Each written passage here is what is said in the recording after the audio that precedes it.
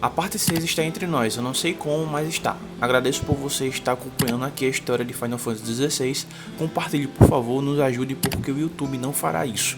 Roteiro, edição e captura e gravação por mim, Patrick. Agora bora continuar a história. Agora a Clive vai falar com Vivian. Chegando lá, ela comenta que o herói conquistador retornou praticamente sem arranhões. Clive diz que talvez tenha um ou dois. Ela cita que em vez de Clive ter ido ao médico e sim até ela, implica dizer que ele pode ter uma pista que leva aos Walodeses. Clive confirma. De qualquer jeito, qualquer que fosse o plano de Kupka que estava tramando com os monarquistas, ele o levou para o túmulo, assim como os homens dele, massacrados pelos orcs que dominaram a presa. Clive ressalta que nunca tinha visto os orcs na tormenta. Os Walodeses devem ter trazido eles da cinza. Por que resgatar o Kupka apenas para invadir seu lar? O Crystal Matter de uma nação aliada e deixar ambos perecerem? Perguntou Clive. Isso não faz sentido, ressaltou ele. Vivian pergunta se Clive conhece a história do cego e da Adamantuga, ou Adamantuga, não sei pronunciar. Podemos acabar sendo induzidos ao erro de se focarmos demais em cada detalhe individual. Em vez disso, precisamos olhar o todo. E nada é melhor para olhar o todo que usando o meu mapa, falou Vivian. Atenção na explicação de Vivian. The kingdom of Waloed claims dominion over all of Ash. It is a nation forged by the bloody conquest of Barnabas Tharm, the dominant of Odin. The Canvarian War of Independence in 849. The Battle of the Twin Realms in 865. The Battle of Belinus Tor in 873. Wheresoever his armies fought, Odin was found where the fighting was fiercest. But of late, the warrior king appears to have laid his sword to rest. Battle rages for control of the crystalline dominion. Yet Tharm sends not a single ship in support of his Dhalmekian allies. Meanwhile, the Blight ravages great swathes of Ash. Yet warlike Waloed shows not the faintest interest in laying claim to untouched lands. So why go to the trouble of sending an army of orcs into the heart of Drake's Fang, only to make no attempt to claim the Mother Crystal for Waloed? It can hardly be for lack of men. Tharm's armies rival any in the Twins. No. We have not seen the last of the Waloed standard. Odin will ride again. It is but a question of when. And on that day, who will be trampled underfoot? Em suma, ela não sabe por que os monarquistas traíram Kupka. Ela só sabe que isso faz parte de um esquema maior, algo ligado às ambições de um homem. Clive cita o rei Barnabás. Vivian cita que não podem perder a calma. Para curar uma doença, antes é necessário identificar os sintomas. O tio do Clive se ofereceu para fazer exatamente isso. Ele vai ficar de olho nas movimentações dos monarquistas, completou Vivian. Byron está realmente investindo nisso. Agora só resta esperar os relatórios de Byron, falou Vivian. Seguinte, agora todos no esconderijo precisam saber da novidade. Falar agora que Hugo Kupka está morto. As feridas que ele causou aquela noite continuam abertas, sobretudo para quem conviveu com Ciri por mais tempo. Ela fala para Clive dizer para essas pessoas que as feridas finalmente podem se curar. A vingança foi absoluta. Curtiu a referência do outro vídeo? Enfim, se não percebeu, esquece. Clive nunca achou que Vivian fosse do tipo sentimental. Mas ela tem sentimentos sim, porra. Clive agora vai falar com Otto, Blackthorn e Apócrates sobre a novidade. Falando com Karen, ela pergunta se os boatos são verdadeiros. Clive confirma. Kupka está realmente morto. Então não precisamos ficar mais de olho nele. O pescoço de Karen já estava ficando dolorido pela tensão. Ela pede para que Clive não deixe isso subir sua cabeça. Falando com Blackthorn, Clive confirma para ele que Kupka está morto. Blackthorn está muito feliz. Ele fala que agora é um novo começo, com um novo Cid. Clive vai tentar fazer jus ao nome.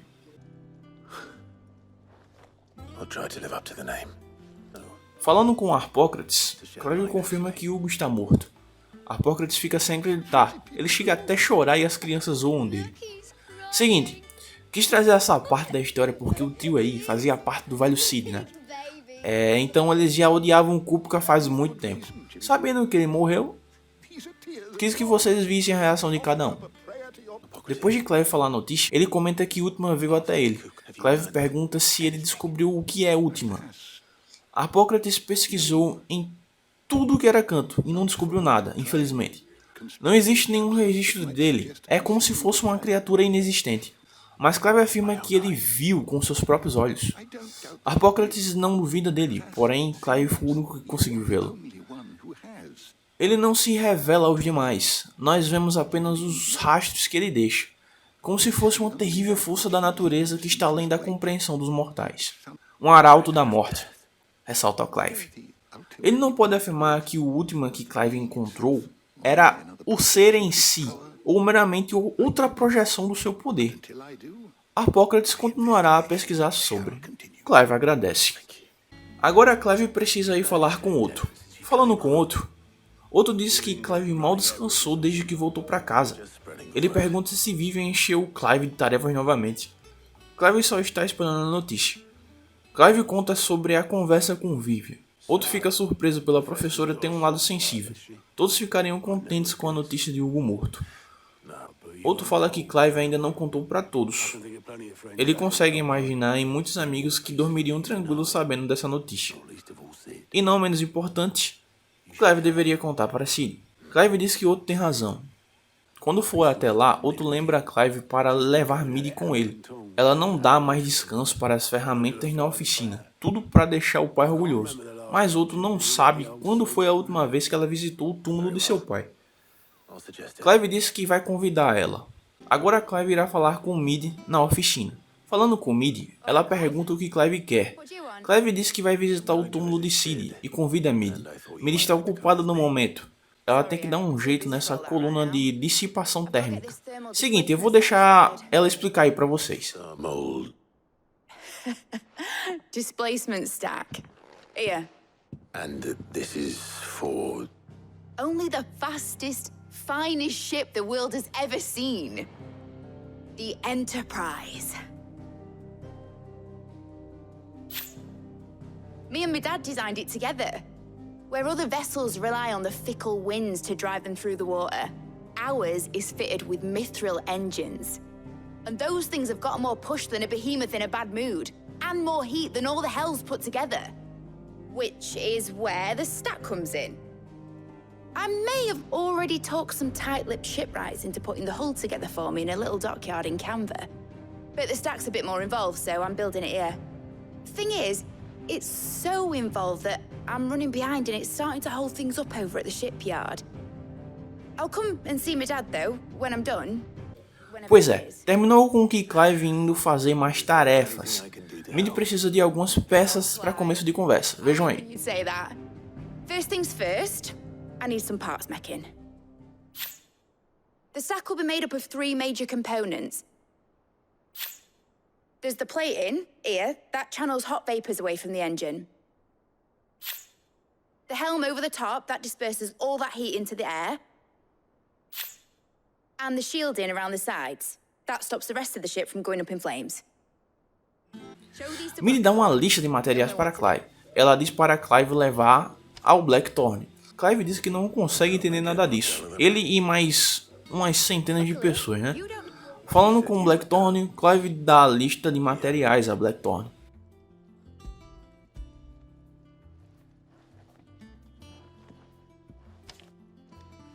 Blackthorn não tem ideia para que eles querem isso, mas vai fazer. Só não será fácil. Ele pede para Clive chamar Otto e Gav. Otto reclama que Midi jogou eles no armadilha de novo. Mas se é isso que ela precisa para visitar o túmulo de Ciri, então ele o fará. Gav pergunta o que é preciso fazer. Blackthorn mostra isso que vocês vão ver. Take a look at this. It's this plating. The usual saw grade steel won't work. We need something that can get very hot, very fast, and still keep its shape. That means an alloy. Something that won't break or buckle at the temperatures she's talking about. which is where you lot come in. I need materials, and I've got my work cut out already. You'll have to fetch them. Blackthorn completa dizendo que existe um tipo especial de areia que pode ser achado em Valkyrie. É conhecido como poeira estelar. Quanto ao restante, o fornecedor de Blackthorn deve ter no estoque. Só precisam ir comprar e trazer tudo para ele. Outro diz que eles terminarão tudo mais rápido se eles se separarem. Aqui Clive vai ter que escolher entre Gav ou Otto para ir pegar a areia. Como na primeira vez que eu zerei eu escolhi o Gav, aqui nessa segunda vez eu escolhi o Otto. Relaxem, vocês não vão perder nada da história. Só tem uma cena extra, mas nada que vai mudar a vida de vocês. E o outro vai pegar o restante com o fornecedor. Escolhendo o Otto, ele pergunta a Blackthorn onde achar essa poeira estelar e como eles poderão identificar. Existe um rio que corre ao rio de Valkyrie. Eles precisam ir lá para buscar a areia preta que fica bem às margens do rio. Enfim, agora vamos para o rio ao sul de Valkyrie. Chegando no local, encontramos Otto. Ele ressalta que Blackthorn é o único que acha que trabalhar com essa tal poeira estelar é uma boa ideia. Ele fala que qualquer andarilho poderia pegar. Mas diferente dos andarilhos, Otto trouxe uma carroça.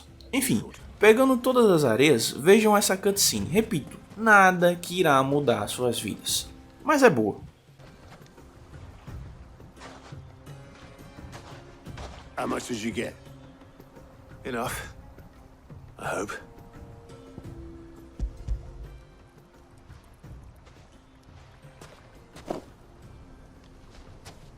More than me.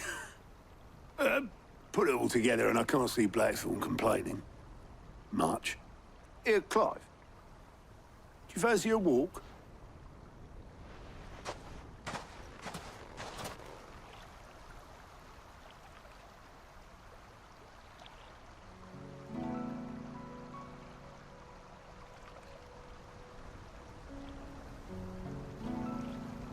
Sid would be proud. Of what? Of you, you idiot. The way you've carried on what he started. When we first met, I had you down as a spoiled little puppy who enjoyed nothing more than biting the hand that fed you. But 5 years on, you're the one doing the feeding. So thanks for proving me wrong. You weren't wrong. But I changed. Thanks to Sid. And thanks to you. When I suggested taking on his name, you were the first to back me. And if you hadn't, no one else would have. I couldn't have done any of this without you, Otto. Don't give over. You're making me blush. All I did was choose hope over despair. I gave you a chance, yes, but you're the one who took it. You took a rabble of homeless, hopeless outcasts and put them back on their feet. Gave them something worth fighting for, just like the old Sid did.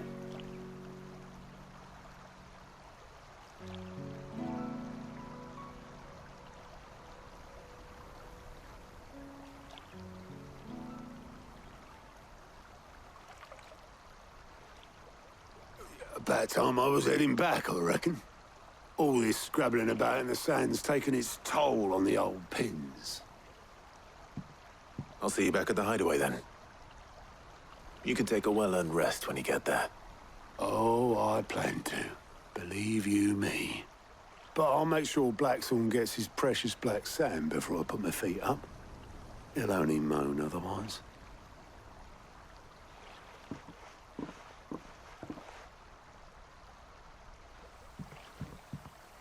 Right. Ready to go home, boy? Agora voltamos para o esconderijo. Iremos falar com Blackthorn.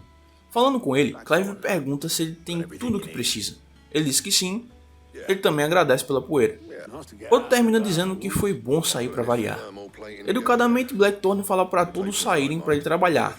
Tipo, saiam daqui, porra, vocês estão me atrapalhando, velho. Thank you, Blackthorn. Clive agradece e fala que vai dizer a Mid que a construção já está em andamento.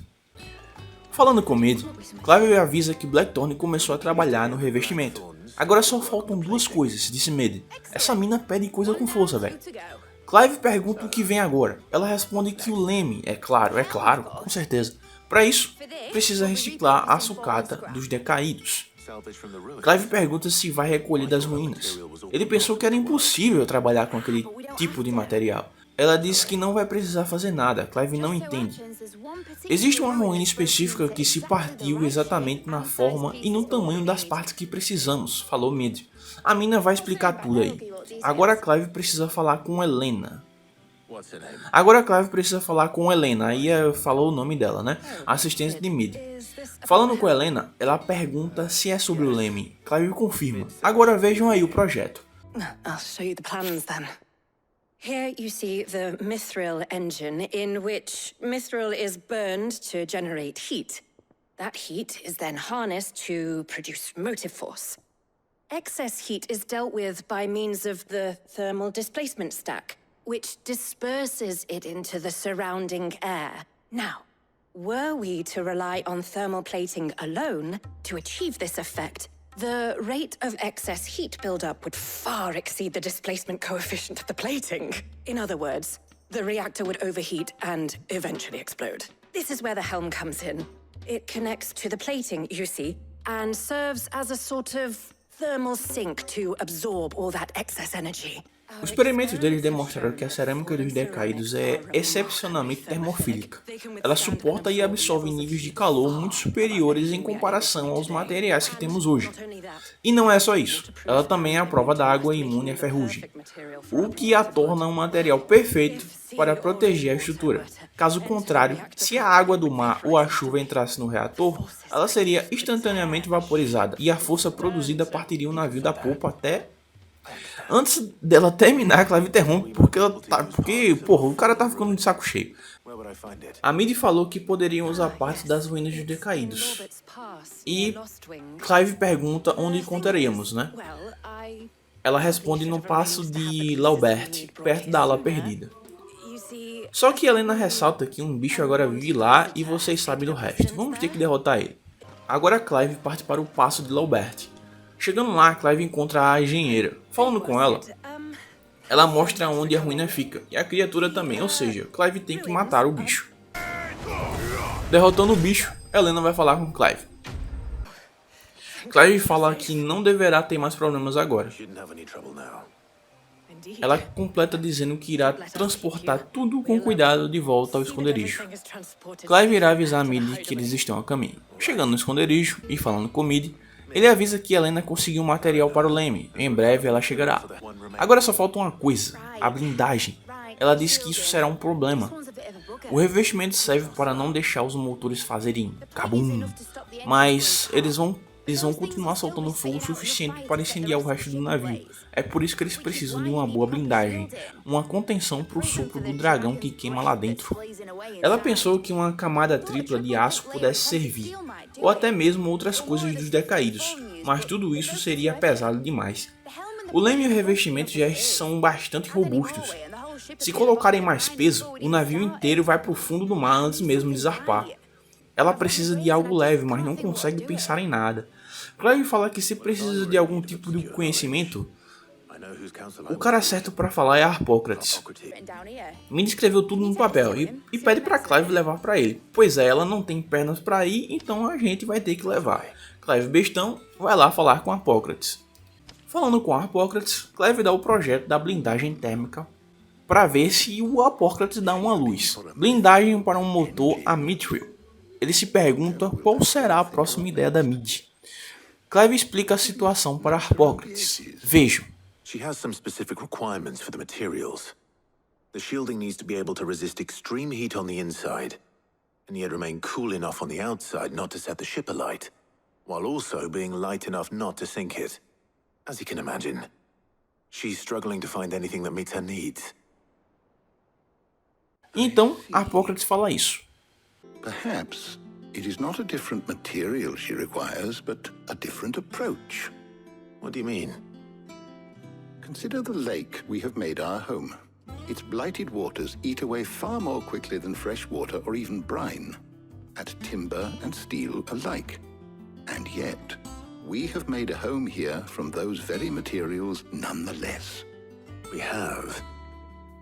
But Bardolph must varnish every board twice over to keep it from rotting. And Obelus complains that without a constant supply of pitch. I see. Early Gregorian histories speak of a preparation known as moon dew. It is said to be able to resist even the most ferocious flames. Before the dragoons tamed the worms and wyverns of the realm, nobles would daub their castle walls with it in order to guard against dragon fire. So if we could recreate it... It might be applied to some material or other in order to provide the protection it requires.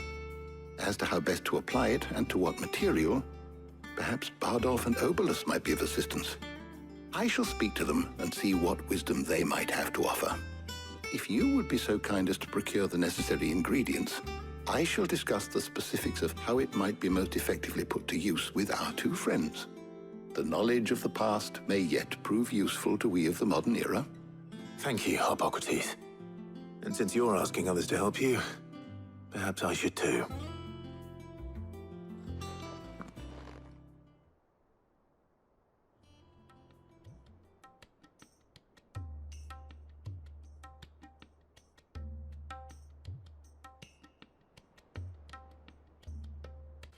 So you need a hand. Taya e Gil aparecem na biblioteca. Taya pergunta se eles precisam de ajuda. Clive diz que vai ao mercado atrás de ingredientes. Ele gostaria de ajuda. Uma vai com Clive e a outra fica com Hippocrates para ajudar a pesquisar a melhor maneira de preparar a blindagem. Aqui é o seguinte, Clive precisa escolher entre Taya ou Gil. Como da primeira vez que eu zerei eu escolhi a Gil, eu escolhi a Taya aqui. A Taya. Certo, a pronúncia é muito assim, é difícil de gravar, tá? Notem que não tem nada que mude a história do jogo, no máximo são duas cutscenes que são diferentes, mas repito, não vai mudar sua vida. Escolhendo a Taya, ela pergunta o que a Hippocrates precisa, ele separa uma lista, enfim. Agora a Clive vai para o rincão setentrional para comprar os ingredientes. Comprando tudo e dando os ingredientes para Taya, ela chama Clive para conversar um pouco. Eu vou deixar vocês aí com a cena.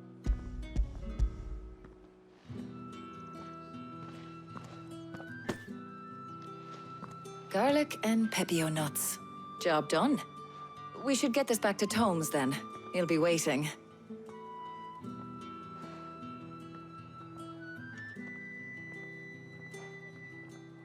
But we're not in too much of a rush, are we? Quick chat.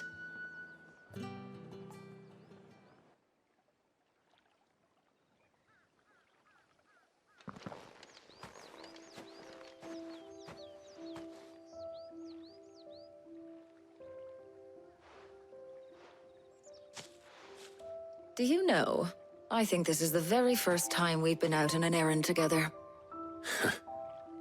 I think you might be right. In all the years since you and that scowl of yours first appeared, you haven't invited me out once. For shame. Well, it seemed long overdue. And you did say you had some shopping to do. I was hoping to restock my supplies of herbs and liniment, yes. You and Jill alone burned through them like wildfire. No luck, though. My usual supplier's not here, and I refuse to pay the prices these gougers charge. I'll ask Karen when we get back. What is it? Oh, just memories. I came here with Sid once, shopping for supplies, just like today. And just like today, I came away empty-handed. Sid even said he'd speak to Karen for me when we got back. Has it really been 5 years? I remember it as if it was yesterday. Hold on. Does that mean it's been 5 years since we met? Feels a lot longer. It does. In a good way, of course. Thank you, Taya. For what? For everything. I just want you to know that all you've done for us, all you still do, it's appreciated. Do you think I'd stick around if I thought it wasn't? But in the spirit of sharing and caring, You're appreciated too, by all of us.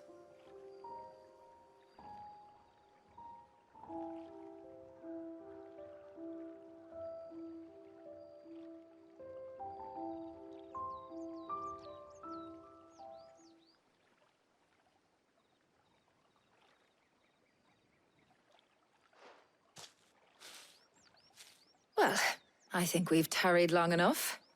I ought to get these ingredients back to Tome so he can make up this concoction of his. I'll meet you back at the hideaway, all right? All right. And thanks again. I heard you the first time.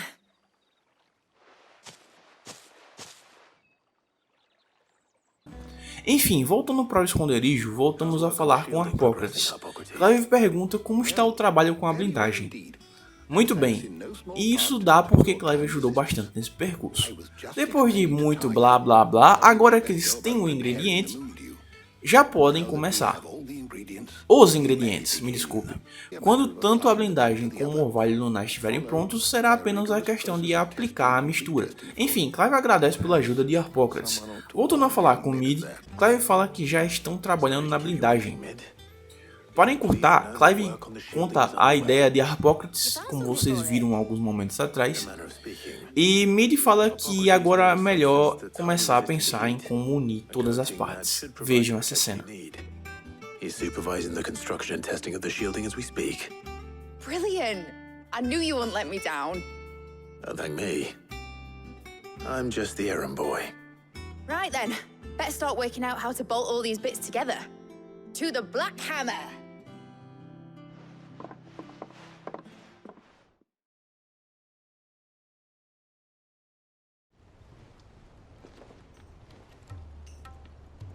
You know, when I got into the smithing game, I thought I'd be making swords and shields, not thermal bleeding didgeridoo-dahs. Displacement stacks. Same difference. Whatever you call it, I ain't putting it together in here. It's cramped enough as it is. Let's take this outside. Mid, you get all the parts lined up on the deck. I'll take care of the rest. On my way! Oh, and bring me the biggest hammer you can find. This is gonna require some precision walloping.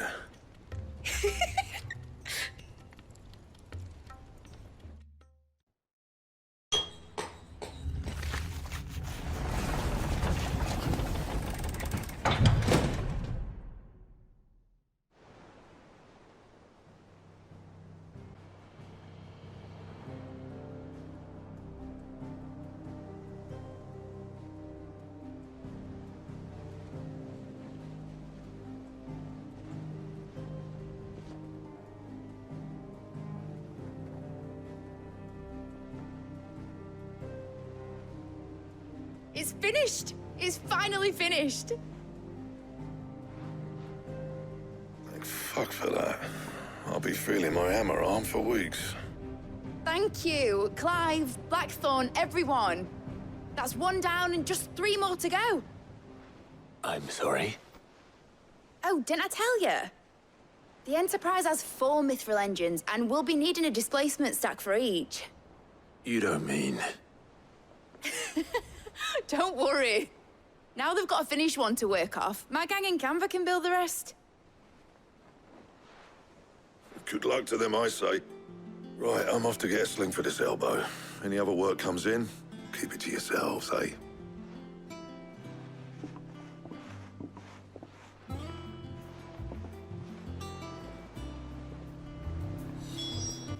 Com o vírus deu tudo certo e agora voltamos a falar com Mid. Clive pergunta qual o problema. Ela só está pensando, deixa a mina pensar, porra. Ela está imaginando o Enterprise, que é o nome do navio, como vocês sabem, navegar mar afora no horizonte, passando por lugares desconhecidos, buscando terras jamais tocadas pela praga, como Sid e ela sempre planejaram. Então, se o pior acontecer a cada porção de terra dos continentes gêmeos ficar desolada, ainda poderemos ter uma chance. É isso que o navio pudesse ser, uma última chance, caso seja necessário. Mas, faltando tão pouco para terminar, ela não quer que esse navio seja só um bote salva-vidas para eles se agarrarem se as coisas ficarem feias. Ela quer que as pessoas viajem para longe com ele por escolha própria e não por falta de opção, em um mundo em qual as pessoas não estão só tentando sobreviver, mas vivendo de verdade. Clive diz que é nisso que está trabalhando. Ela diz que assim que o Enterprise estiver pronto, Clive será o comandante. Clive pergunta se é realmente o que ela quer. Algo diz a ela que é isso que Sid iria querer. Ela pergunta se Clive irá visitar o túmulo de Sid. Clive diz que irá, e convida ela. Ela só precisa terminar uma coisa antes, daí irá acompanhar Clive. Ele diz que irá avisar outro que Mid vai junto. Assim que ela estiver pronta, é só ir falar com os dois. Indo falar com outro, ele ressalta que Mid mandou metade do esconderijo atravessar os gêmeos. Mid faz de tudo para não ter que visitar o túmulo do pai. Sem mais desculpas agora. Não exatamente. Ela disse que tinha mais uma coisa para fazer. Clive tem certeza que ela vai terminar logo. Outro já percebeu aí que ela tá enrolando mais uma vez e Clive foi burro o suficiente para acreditar. Outro ressalta que não tem coisa nenhuma, porra. Nessas horas ela já deve estar chegando em Canver. Clive burro agora vai atrás de Mid. Clive pergunta ao Bolos se ele viu a Mid. Ele viu, ela está num barco indo naquela direção, sei lá que porra de direção é essa, ele nem aponta, então fica difícil. Clive diz que é tarde demais. Ele ressalta que ofereceu ajuda com a travessia, mas ela não quis esperar. Só pagou por um barquinho e foi embora. Os emos estavam frenéticos. De qualquer jeito, o Bolos queria ver Clive. Ele tem uma carta para Clive, é urgente. Pelo jeito, um dos homens de Byron pediu para entregar a Clive imediatamente. Um pedido de ajuda. Meu querido sobrinho, minha jornada para Canver foi um completo sucesso. O amigo que eu havia mencionado não apenas concordou em compartilhar o conteúdo da caixa forte dele conosco, como também os acontecimentos nas cidades livres. E assim, eu soube dos esforços de uma certa jovem, amiga sua. Embora eu acredite que o projeto da senhora Talemon seja valiosa à Enterprise, duvido que as autoridades canverianas aceitem gentilmente o uso não autorizado de seus estaleiros, não importa o quão desertos estejam. E se o boato já chegou ao meu amigo, pode ser que não demore muito para que os mestres das guildas batam em nossa porta. E por isso que lhe escrevo este bilhete. Gostaria de pegar emprestado seu amigo Gav por 1 ou 2 luas, para que ele possa ficar de olho naqueles que podem fazer mal à nossa pequena irmandade e nos avisar de qualquer ataque iminente. Espero que você considere essa proposta. Seu querido tio, Byron. Se reunindo com Gav e Otto, Gav disse que Mid fez todo mundo fazer o trabalho sujo dela e depois zarpa para o horizonte. Otto disse que não tem nada que possa fazer, mas da próxima vez que for ver o Cid é melhor amarrá-la em algo antes de dar a ideia. Aí Gav, depois de ter reclamado, fala para Otto pegar leve com ela. Não dá para entender não, mas beleza. Gav pergunta se tá tudo certo para voltar ao velho esconderijo. Seria bom chegar a Canver logo. Não seria bom deixar o Lord Housefield das 7 casas ilustres esperando, não depois de ele ter mandado chamar, como vocês viram na carta. Ou ouviram, né? Clive diz que Gaia vai com ele, e pergunta se outro pode tomar conta do lugar. Gaia fala que Jill irá com eles também. O grupo parte para o esconderijo, o antigo esconderijo. É importante que vejam essa cutscene, ainda mais se for fã de Sid.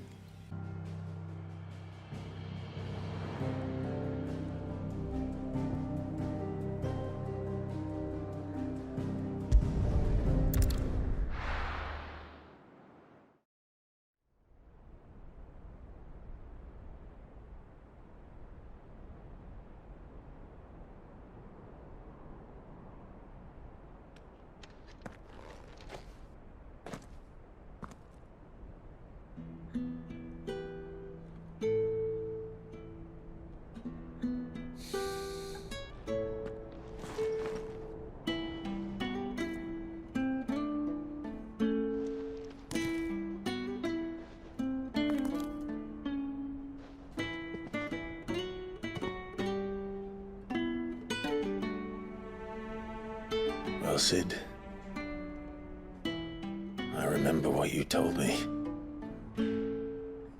But if no one is listening to what you have to say, you may as well not say it.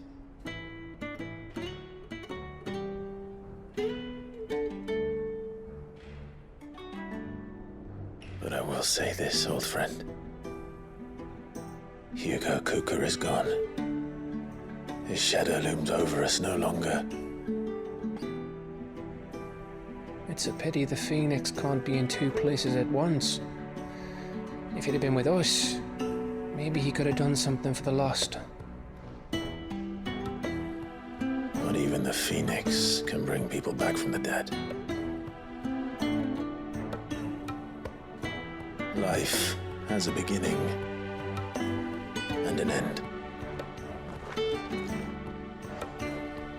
So we must live while we have the chance. And not as slaves to the crystals, but as free men. May we join you?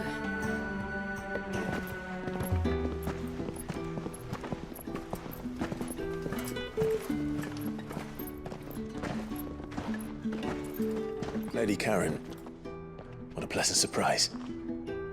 I thought I'd drop by and see how you were all doing before heading off to restock my supplies.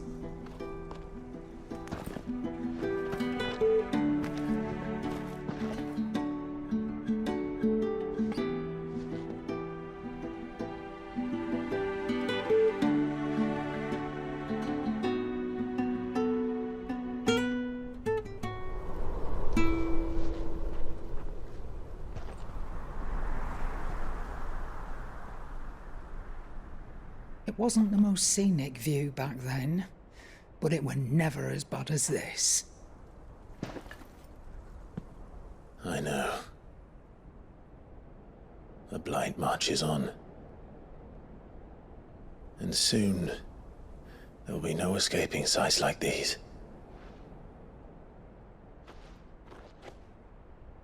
So our mission remains unchanged. We cannot stop until every Mother Crystal is gone, and their thirst for ether with them. The only one that remains in Storm is Drake's Tail in the Crystalline Dominion. Our next target. We're going to Twinside. It's the capital of the Empire these days. I wouldn't like to think how tightly guarded they've got the place. Not that that'll stop you, but we do well to scout it out before you go charging in. We would indeed. If you're off to the Dominion, you can take this great lump with you. Goods. Oh, I am sorry. Have you forgotten you're the most wanted man in the Twins? I thought you might like to disguise yourselves as the attendants of a travelling trader, assuming you've no better ideas. You wanted to buy yourself some tools, didn't you? Well, now's your chance. You're letting me go? With them? Oh, thanks, Nan! Stop that! You'll break me bones, you great galoot!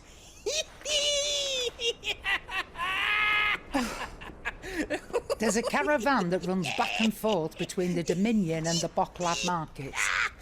It's managed by the Merchants Guild. Just show them Goots' traders pass and you'll be on your way. It'll be a damn sight less risky than footing it the length of the Crystal Road. That's for sure. Thank you, Karen. And glad to have you with us, Goots. Okay then. I'll get me things and I'll meet yous there. See yous down in Bocklad. Get off! Me poor fingers! Jill, you're with me. Understood. And Gav, Already on my way, Captain. be careful. Aren't I always?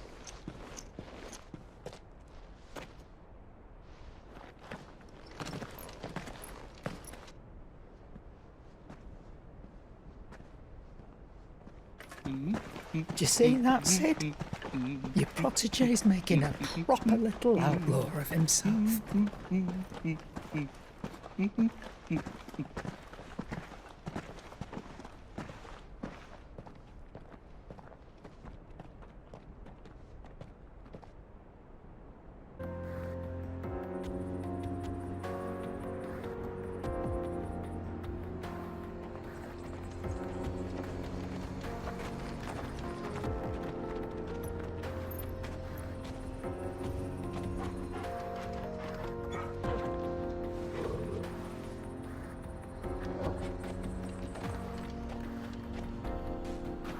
Agora Clive irá para Bokled.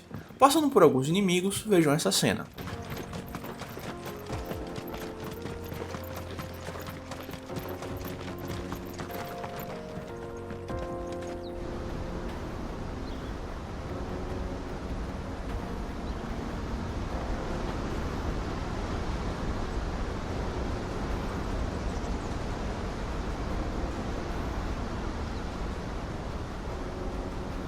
So this is Zemeckis. The land of the gods. It's even more impressive than I imagined. I remember being captivated by the story as a child. Long, long ago, man was overcome by avarice and challenged the gods in a bid to win their power. The final battle took place here, at these falls. Or so the legend goes. If anyone ever manages to plumb those depths, perhaps we'll learn if there's any truth to the tale. That the gods emerged victorious and punished man for his defiance by visiting upon him 2 curses. Dominants and bearers. To tell the truth, I always thought it strange that the dominant and their icons were deemed a curse. Back home, the dominant inherited the throne. They were admired and exalted, not spurned. Whenever I got to that part of the story, I always assumed there must be something I'd misunderstood. You had a lot of storybooks, didn't you? In your room, I mean. When we were young. The old legends were always my favorites. Epic battles between gods and men. Father encouraged me to read as much as I could. He thought it good for my education.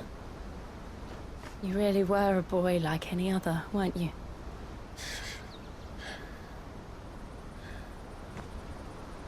Just look at this place. It's enough to make you believe the legends are true. I know.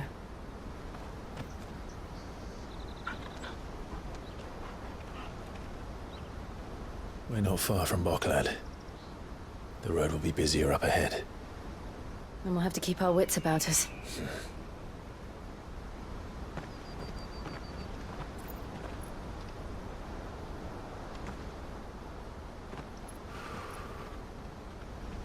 Clive? Something wrong? Nothing. It's nothing.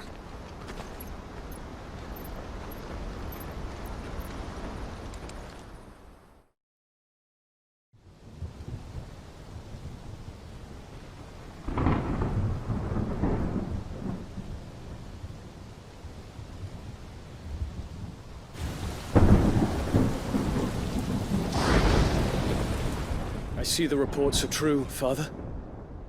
You have surrendered the throne to Olivier. I have. Emperor Olivier shall rebuild the Holy Empire of Sanbreque.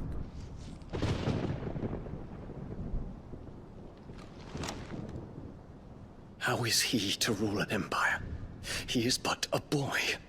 I shall advise him until he comes of age. Father, please. Or for as long as I am able.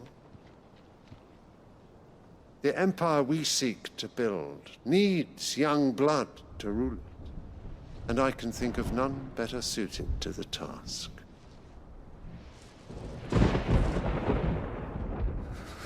There is other news, Dion.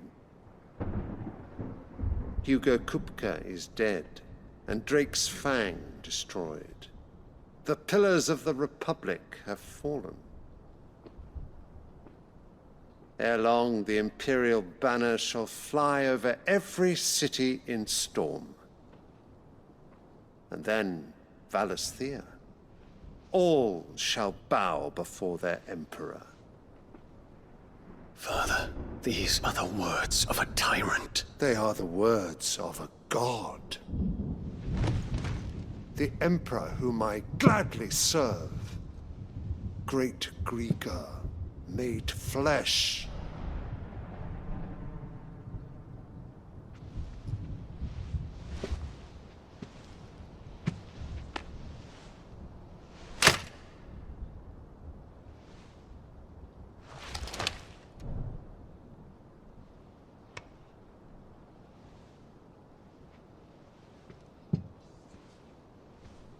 Return to your camp, Dion, and ready your forces.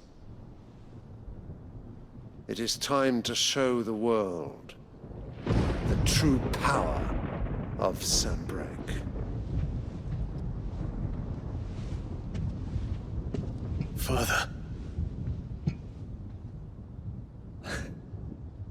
I find you much changed.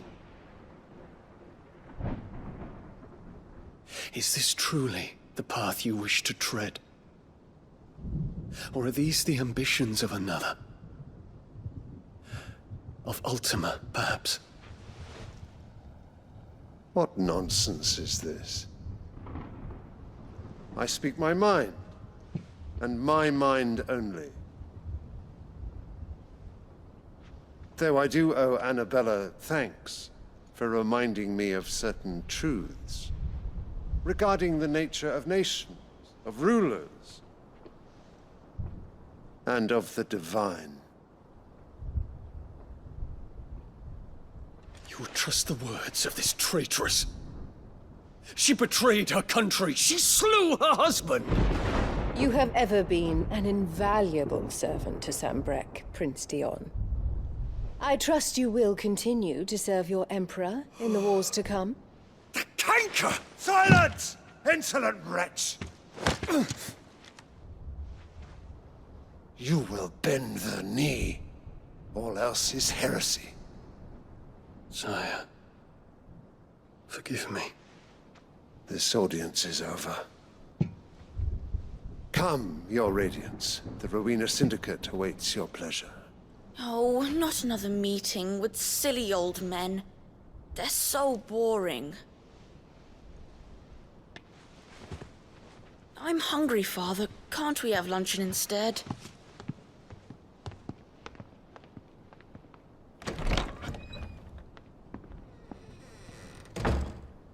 Does it pain you that you will not inherit your father's throne?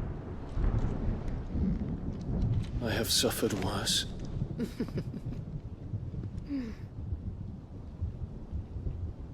Count your blessings, Dion. For a base-born child to be chosen by Bahamut is miracle enough.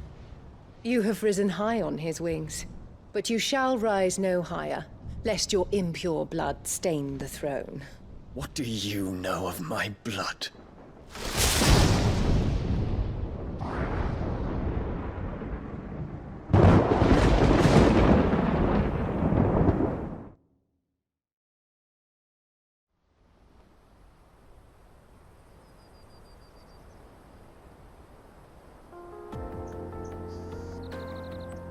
Chegando a Bokled, vejam também essa cena. Wonders from across the water. Come one, come all. Feast your eyes. Good sir, can I interest you in...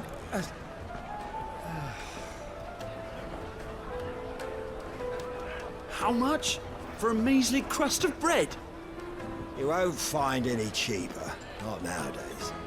But you're more than welcome to look.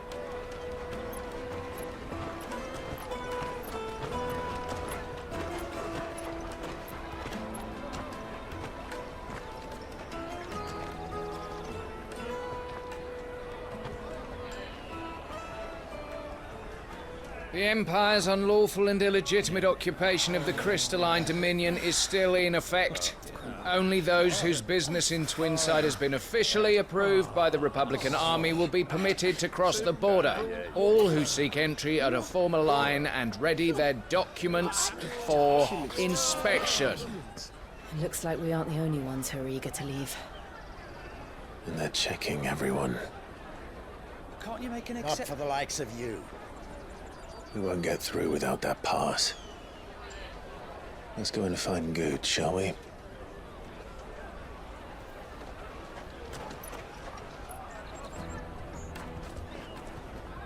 Agora o grupo precisa ir encontrar Guts, o grandão, lembra? Encontrando ele tá morrendo de medo e diz para Clive não contar a Carol. Clive pede para ele explicar. O passe de comerciante deles sumiu e eles não podem seguir a caravana sem ele. Não dá nem para passar pelo posto de controle. Jill pergunta algo inteligente, onde foi a última vez que viu? Ele disse que estava com ele agorinha, mas uma criança trombou com ele e tá aí a resposta. E ele ainda acha que não foi a criança que roubou, viu? Clive não fica surpreso. Um mercado movimentado como esse é um ótimo alvo para ladrões, ou seja, em busca da criança. Jill pergunta por onde começar a busca. Guts fala que tem uma amiga que pode ajudar. Clive pergunta onde pode achar ela. Ela é dona das caravanas Carmim. Naquela direção, tem um chocobo vermelho na placa. Indo até onde o Guts disse, vejam. Looking to hire a coach? It's 10 million for a two-birder to the Crystalline Dominion. Take it or leave it. Oh, we're not here for that. Then I bid you good day. Oh, wait! Don't go, El! He's me mate! As I live and breathe. Goots, what are you doing back in Boklad?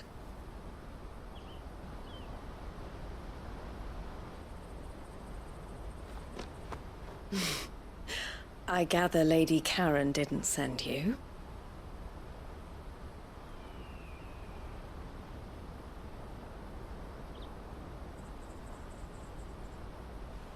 So what trouble have you got yourself into this time? It's me trader's pass. It got stolen. By little Ben. Of all the... You're the size of a marble. Honestly. Ugh.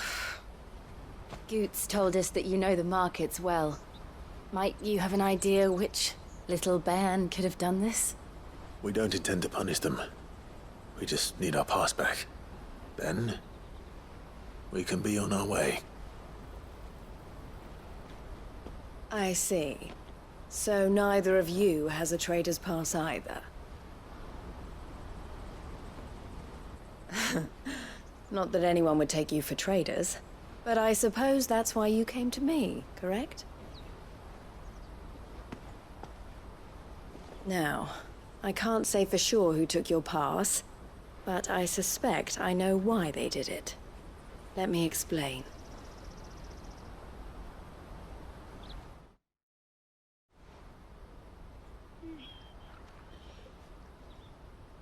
Essa mulher lembra muito a Lulu do Final Fantasy X, eu não sei se vocês tiveram essa impressão também. Ela disse que desde que o Punho invadiu o domínio, a República anda reprimindo qualquer comerciante que esteja ajudando mais o Império do que eles os ajuda. Portanto, os passes de comerciantes deixam de ser apenas um método para facilitar o progresso de alguém e passaram a ser essenciais para quem quiser atravessar a fronteira. E com a demanda maior que a oferta, eles se tornam um bem valioso, fazendo com que alguns tentem consegui-los de forma menos honestas. As crianças roubam os passes para vendê-los no mercado clandestino? Perguntou Jill. Sim e não, responde Eloise. O nome do dono fica escrito no passe, mas nenhum dos nomes da vítima aparece no registro de passagem no ponto de checagem. Clive pergunta o que isso significa. Que alguém está falsificando os passes roubados. A mesma pessoa que encoraja as crianças a roubar. E a mesma pessoa que está com os passes de Guts. Com certeza, falou Eloise. Quem quer que seja, estão acabando com o sustento de comerciantes honestos. Por isso, eles decidiram tomar uma atitude. Ela pergunta se Clive irá se juntar a eles. Eles querem resgatar o passe, e Eloise quer garantir que mais nenhum seja roubado. Ela disse para pegar quem tiver por trás disso. E matarão 2 coelhos com uma cajadada só. Clive pergunta se tem outro caminho até o domínio cristalino. Guts responde que não vão deixar passar sem a caravana. Enfim, agora é procurar quem é o responsável por isso e foda-se. Ela se apresenta para Clive e agradece muito. Eu sei o nome dela, galera, porque eu também coloquei aí, né, na legenda, para aparecer o nome de cada personagem. Então vocês também viram aí. Aí ela finalmente se apresentou para Clive e Clive disse também o nome dele. No final, Eloise dá o seu selo para ele. O fabricante de imóveis na Parades está liderando a busca. Se Clive usar o selo, ele saberá que Clive está do lado de Eloise. Ela sugere que o grupo fale com ele primeiro. Agora Clive irá falar com o fabricante de imóveis. Falando com ele, ele vê o selo de Eloise e imagina que ela envolveu Clive nisso. Clive pergunta o que ele descobriu na busca pelos ladrões. Estão visando os comerciantes com as maiores cargas. Fica difícil ver o que estão atrás. E menos chance de o alvo correr atrás deles se forem vistos. E não é provável pegá-los. Esses diabretes conhecem a área como a palma da mão. Jill fala que brilhou os olhos dele quando viram Gods. O marceneiro recomenda que eles falem com a peixeira. Ela está tentando procurar as crianças. Como viram, a parada agora é falar com a peixeira. Ela reconhece também o selo de Eloise. Eloise pediu a Clive para ajudar a peixeira a procurar as crianças. Ela diz que isso não é um negócio de família. Todos os comerciantes disseram que as crianças que roubaram os passes estavam sujas e vestiam trapos, moleques de ruas. Tem muitos por aqui. Jill pergunta se são órfãos de guerra. Alguns talvez. Vocês viram os refugiados reunidos na entrada? Perguntou a peixeira. Todos estão tentando começar do zero no domínio e arredores. Alguns deles aproveitam a chance para se livrar de bagagens indesejadas. A peixeira fala para eles interrogarem as crianças. Ela duvida que estejam envolvidas nisso, mas podem ter ficado sabendo de algo. Agora é interrogar as crianças. Jill vai falar com uma delas. Ela pergunta à criança se alguém pediu para ela fazer algo diferente recentemente. A criança meio que dá uma resposta tensa para Jill. Claramente ela não tem nada a ver com os envolvidos na parada.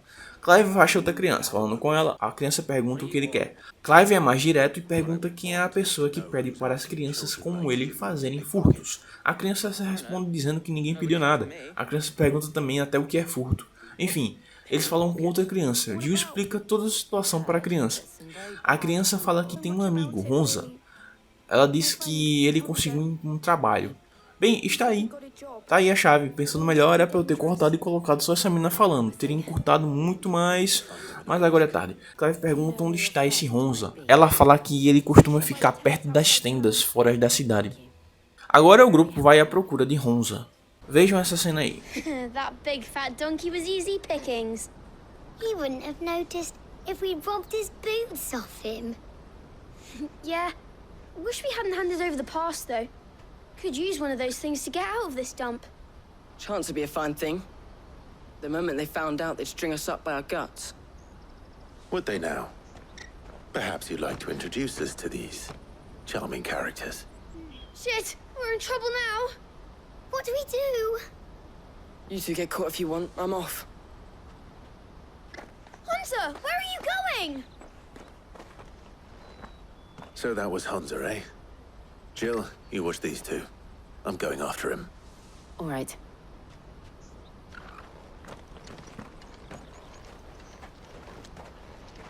Bem, foi respondido tudo, né? Agora Clive persegue Ronza. Encontrando ele, vejam. Shit! Cornered! It's all right, Hunter. I'm not going to hurt you. I just want to ask you some questions. Fine. Not like I've got a choice. I'm looking for the people who are making you steal for them. Who are they? Called themselves the Carstones. They said they'd give me good gill if I did what they told me. I knew they were bad, but bread doesn't come for free. Didn't come at all half the time, before I started buzzing for them. You know, if I didn't do it, they'd just pick on someone else. Someone they could push around easier. Hunter. You found him then? Jill. Where are the other two? Eloise is watching over them. She sent Goots and I to look for you. You're... him! I haven't got your pass anymore, if that's what you're after. I gave it to the Carstones. Whatever you do to me, I can't get it back. Not that I go against them anyway. If it weren't for their gill, me and my mates would have starved.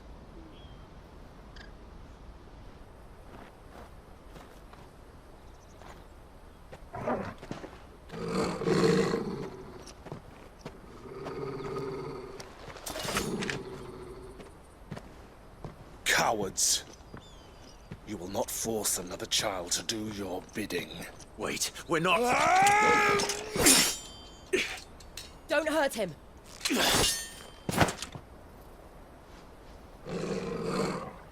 You're making a mistake. We're on the same side. Like hell we are. That brooch. Where did you get it? Master Theo. Goots. What are you doing with these people? Unless you're the ones my sister was talking about. Your sister?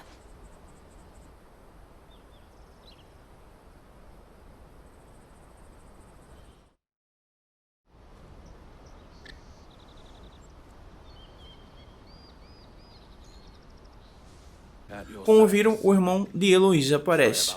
Theodore pede desculpa pelo que aconteceu. Clive pergunta o que ele sabe sobre os lança-pedras. Ele responde que são abutres que fizeram de Bokled um campo de caça. Eles tiram proveito de gente desesperadas, roubam aqueles que têm guild e intimidam quem não tem para se unir a eles. Theodore anda investigando as atividades deles, na esperança de poupar os refugiados de mais sofrimento. Theodore ressalta que eles chegaram num nível bem pior do que ele temia. Theodore fala também que Honza é um bom menino. Fala para não culpar ele, pois ele foi obrigado a isso. Se eles ou os amigos não concordassem em trabalhar para os Pedras, os outros coitados teriam que fazer isso.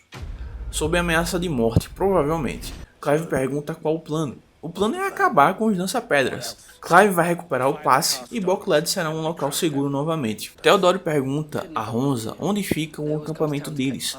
Ele não sabe dizer onde, mas os caras vêm à cidade pegar os passes e encontram as crianças no portão. Honza tentou seguir eles, mas eles ameaçaram o garoto. Mas Honza fala que eles seguiram a estrada em direção à fresta de Lightning. Agora Clive vai em busca do covil dos lança-pedras. Vejam isso.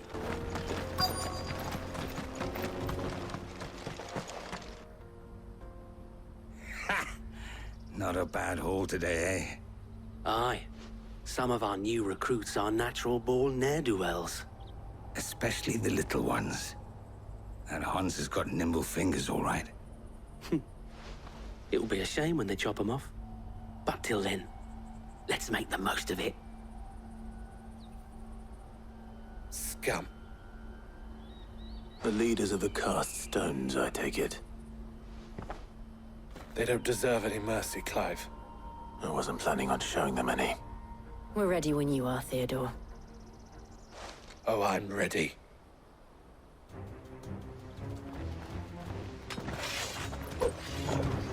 Derrotando os lança-pedra, vejam isso também.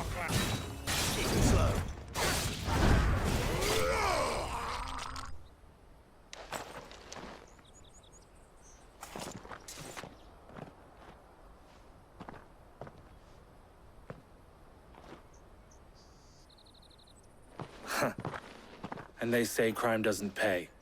Gold chains, rings, purses. And traders' passes. Dozens of them. Have the names been changed? Not yet. I recognize some of them. No doubt Goots's is somewhere among them. Now I just need to sort through it all and return everything to the people it was taken from. We should go and give Eloise the good news. Can we leave things here in your hands, Theodore? Of course. Oh, and, be sure to tell her of the part I played, won't you? We'll be glad to.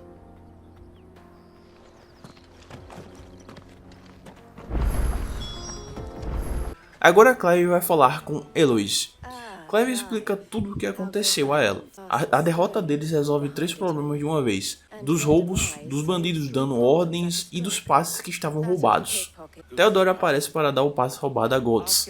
E agora, finalmente, o grupo poderá prosseguir. Demorou, mas eu falei tudo o que aconteceu aqui. Pelo menos as partes mais relevantes. Clive devolve o passe para Gods. Enfim, vejam essa cena. Essas cenas, na verdade.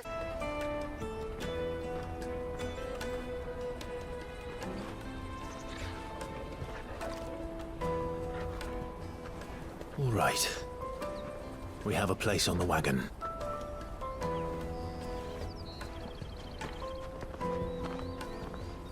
Remember, Goots, we're mercenaries. You hired us to protect you. Mercenaries. And you remember the plan? You're to ride all the way to Twinside. Jill and I will go with you as far as the outskirts, then find our own way in. I'll buy that stuff I need. Right. And we'll scout out the Imperial's defenses. There's a square with a big bell tower right in the middle of town. If you get lost, or out goes wrong, we can meet up there. Right. Let's go.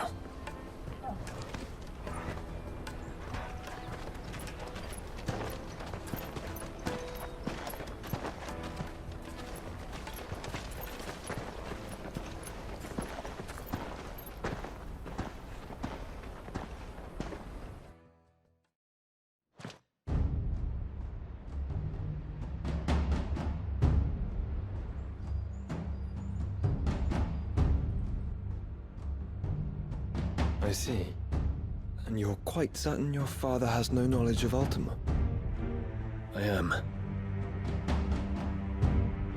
I have no difficulty believing a sinister force has come to exert an influence on Sanbreque. But be that as it may, it is yet to claim my father. For better or worse, his radiance speaks his own mind. Then the fiend works from the shadows. I confess, when first you told me of this fiend, I had my doubts. And more than a few at that.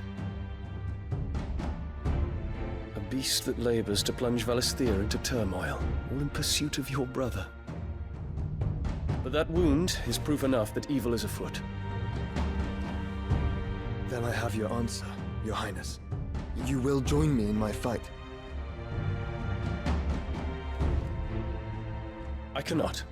Not yet. Your Highness, please. As you are aware, the Dhalmekian army is at our gates. They have lost their mother crystal, and with it all hope of a negotiated withdrawal. It is but a matter of time before they invade. If Bahamut is not here to meet them, my people will be slaughtered. Though not by Hugo Kupka, thanks to Ultima's machinations.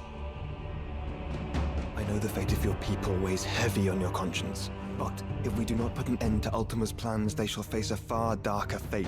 The chaos he would wreak would sweep all of Valisthea into the abyss. The lives of every man, woman, and child in the Twins are at stake.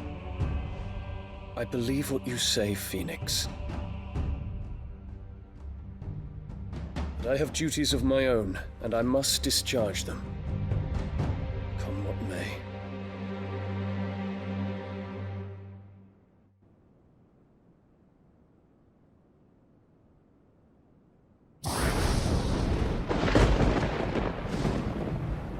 What do you know of my blood?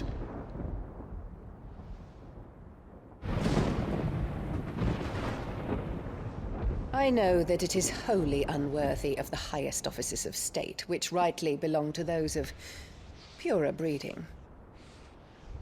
Alas. Your bloodline runs through the Oriflamme gutter, from a whore who weighed her child's worth in gil. Have you threatened my father? Of course not. I merely whispered in his ear that his mongrel son is plotting a rebellion. What? Sylvester listens to the words of his astrologers. And they have ears too.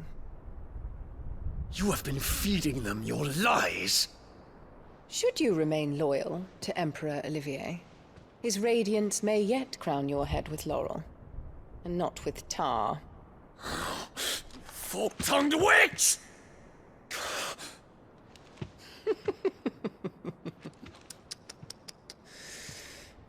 In consideration of your long years of service to the Empire, I shall forgive this uncharacteristic rudeness. Now hurry and make ready, Your Imperial Highness. Emperor Olivier expects much of you, Dion. Or should I say, of Bahamut. May your fire reduce his enemies to ash, till all of Valisthea bows to its rightful ruler.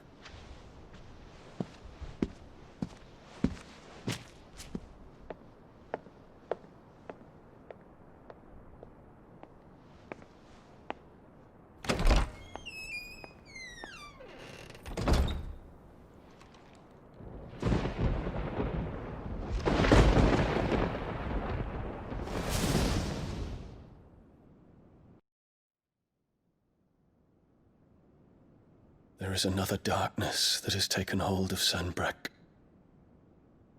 And until its grip is released, the flames of war shall spread ever wider, just as Ultima wishes. Forgive me.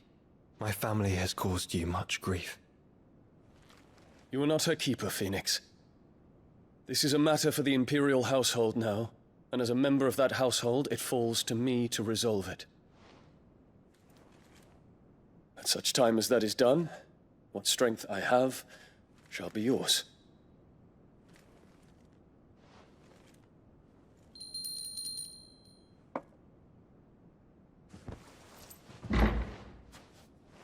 Thank you, Your Highness. Let us take to the skies together, and bring a new dawn to Valisthea. I should like nothing more.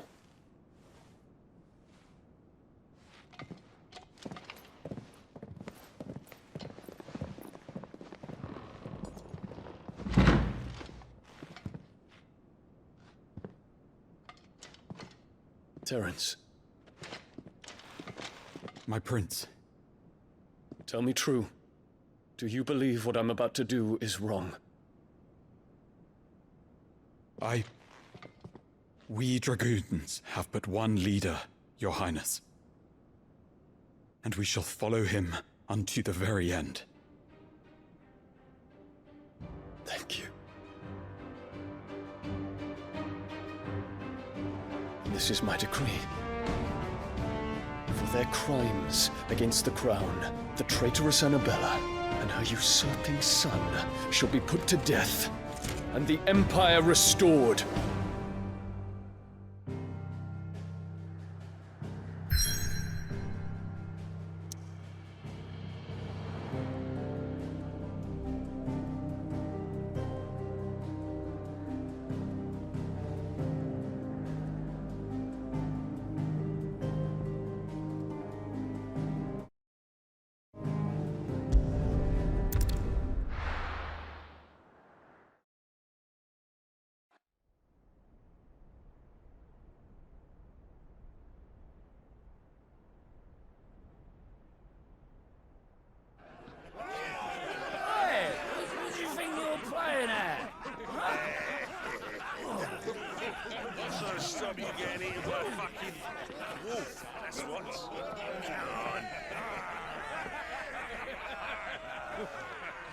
One would never guess that these people stood on the brink of war. When they're afraid, they turn to drink to forget their fears. Anything you want to forget?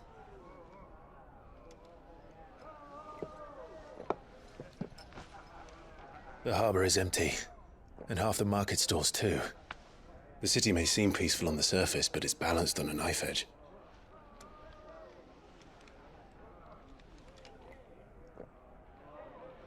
Were we to give it a nudge, it might be just the distraction we need to reach the Mother Crystal. I thought you might say that. We should send for Gav. We'll need someone to keep the fires we start from going out. And we can busy ourselves scheming until he gets here. I'll send a Stolas then.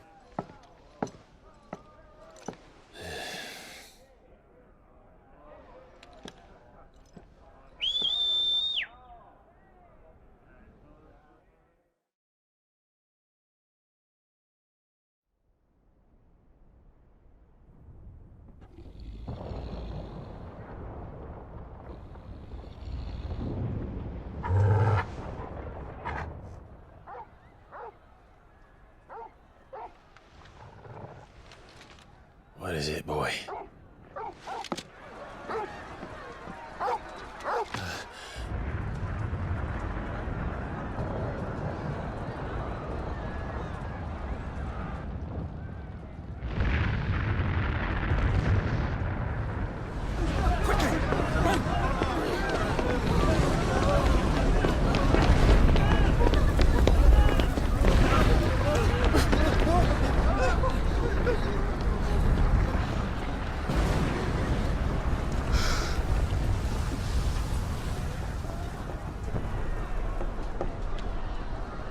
What's happening? I don't know. Torgal!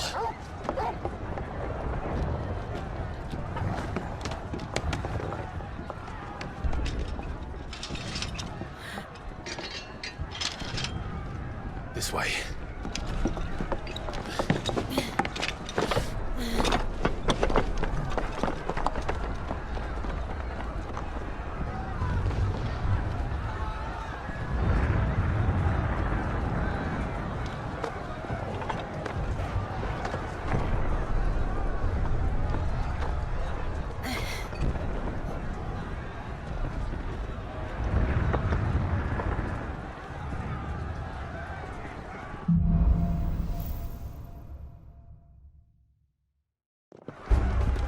The city's on fire.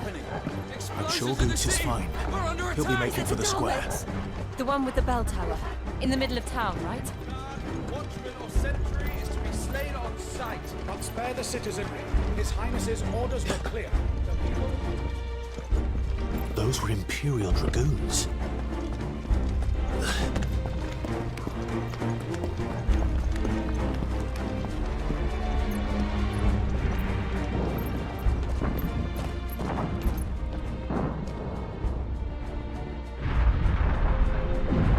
What in the hell is going on? Let's go and see. Right.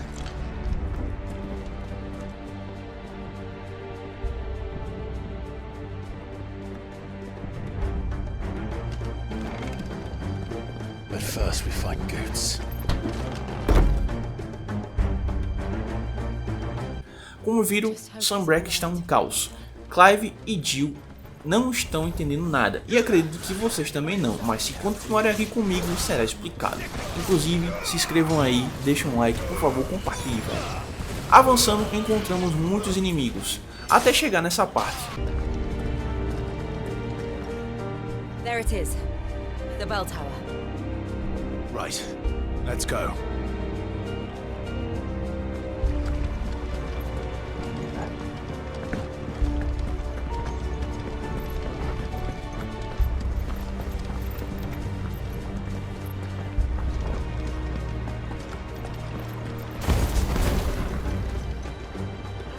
Ah, a goods lift.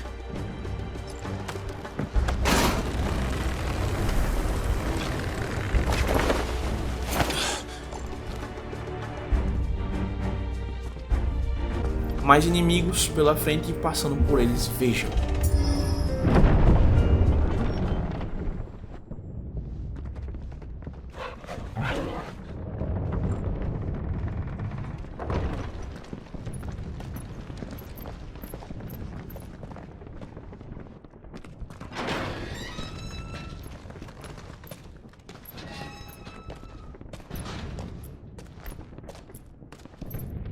Can you see him anywhere?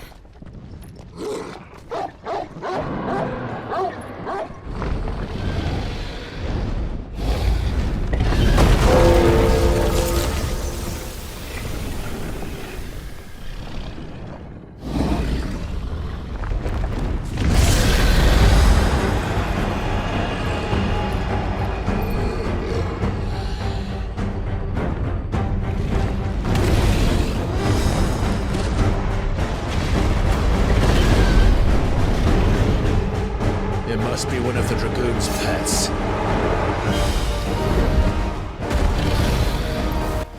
Enfrentamos o dragão branco e olhos azuis. Foi mal, eu tinha que falar isso. Derrotando ele, vejo.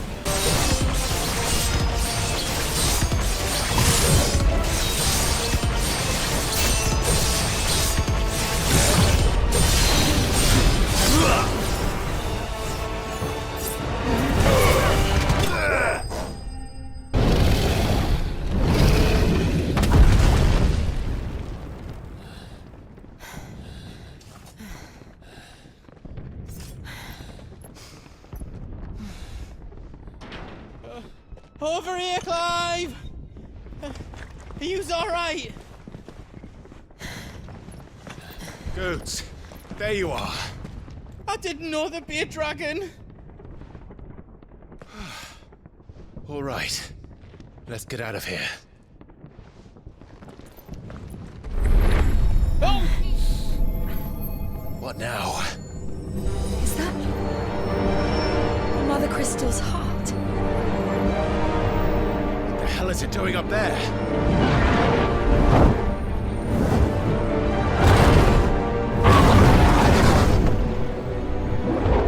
Bahamut.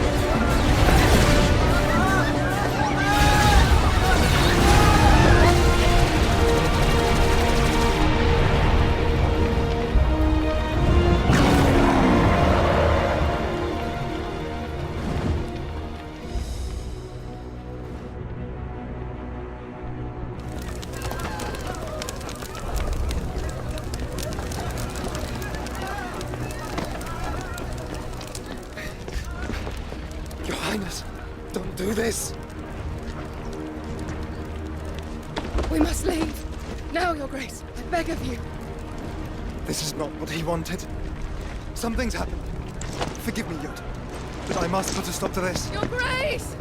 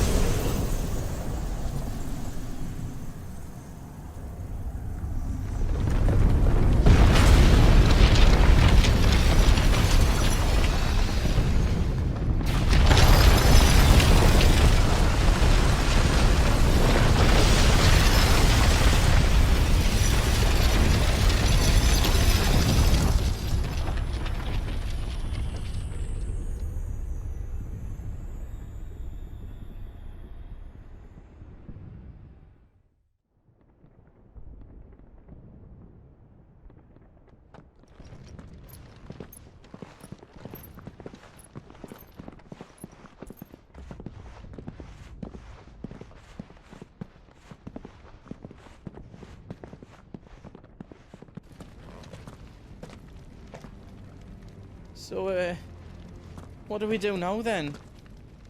We destroy the heart. Well, you might come back! As soon as the flames die down, the Imperials and the Dalmex will move in. This may be our only chance. And Bahamut has gone for now. You should get as far away as you can, Goots.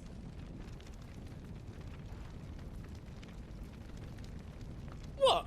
And leave you lot in the lurch? I can't do that. If you're staying, then so am I. I packed everything up before I made a run for it, so if there's out you need, just ask. But I won't be giving it away for free. Nana'd never forgive us if I did. Thank you, Goots. Como viram, uma luz surgiu na escuridão de Sanbreque, e agora Clive vai aproveitar e destruir a cauda do Draco. É hora de libertar a tormenta da maldição dos cristais, como falou Jill. Passando por alguns inimigos, aparece essa cena.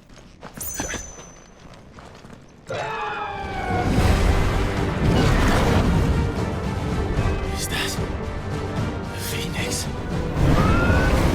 Joshua! What is he doing?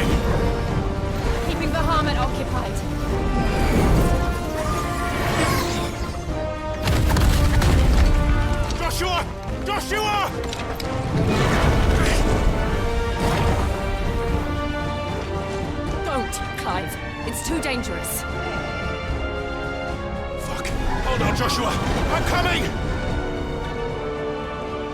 Prosseguindo mais um pouco, aparece outra. Veja.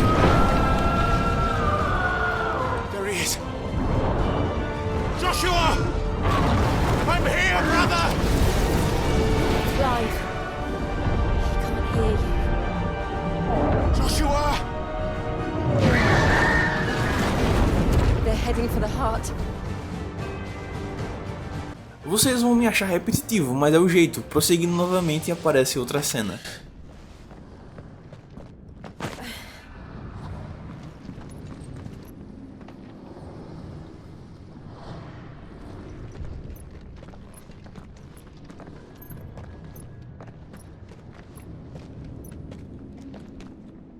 He'll be all right, Clive. He's a survivor. We're getting close.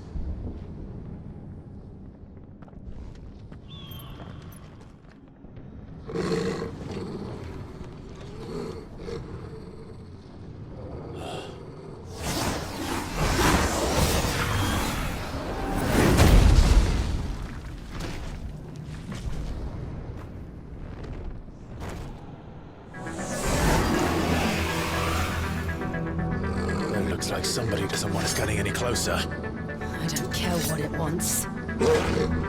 Neither do I. Aparece aí então um necrófago. Derrotando ele, vejam. This one. It's over.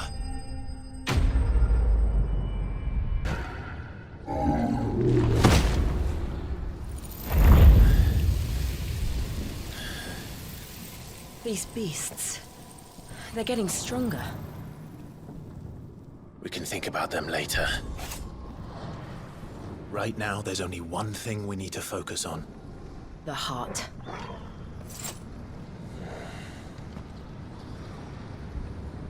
Prosseguindo no jogo, a gente encontra uma personagem que vocês devem amar ou odiar.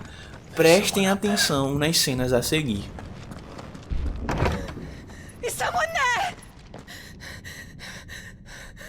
Mother. It's you. What happened here? He tried to take him from me. Oh, my boy. My darling. Darling boy. Is this the child you made with the Emperor? Why, Mother? Why did you betray us all? You have no right!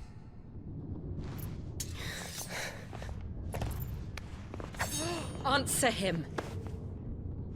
We took you in, savage. Show some respect for those who raised you.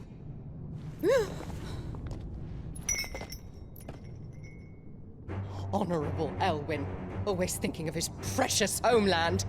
But what worth is a homeland in a world beset by the Blight? Father did not seek to protect his country. He sought to protect his people. A leader's duty is not to protect his people. It is to protect the source of his sovereignty. The noble blood that runs in his family's veins. So long as this bloodline remains unbroken, what does it matter if a nation falls? One can always found another. Unlike him, I did my duty. I preserved my line. I bore a son of the noblest blood, to whom the whole world might kneel. That is why I gave Rosaria to Sanbreque, that I might join my line with the Lesages and birth a savior of this benighted land, blessed by both Bahamut and the Phoenix! You sold your country for a child. Why did he need another? You had Joshua. I had nothing. You were always your father's son, so very strong and bold and daring, and yet you failed to awaken. Would that Joshua had been granted 1/10 of your strength? Oh!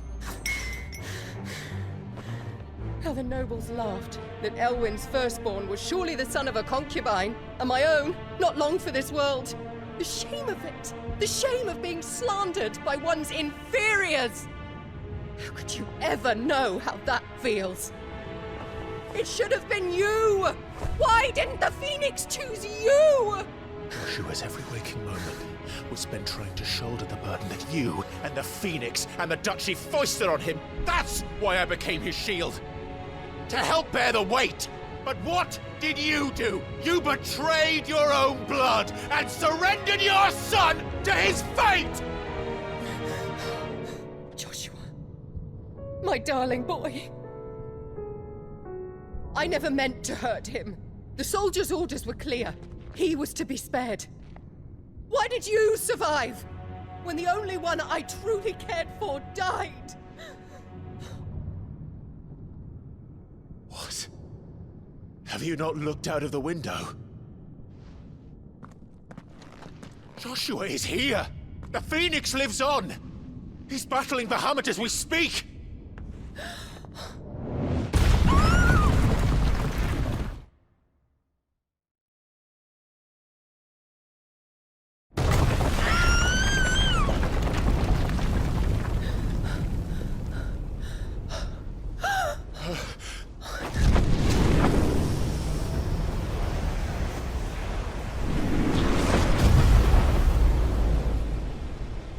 Joshua!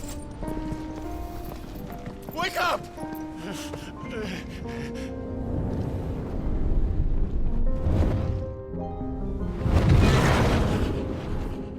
I am a shield of Rosaria.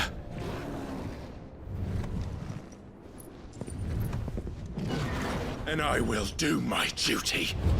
What are you...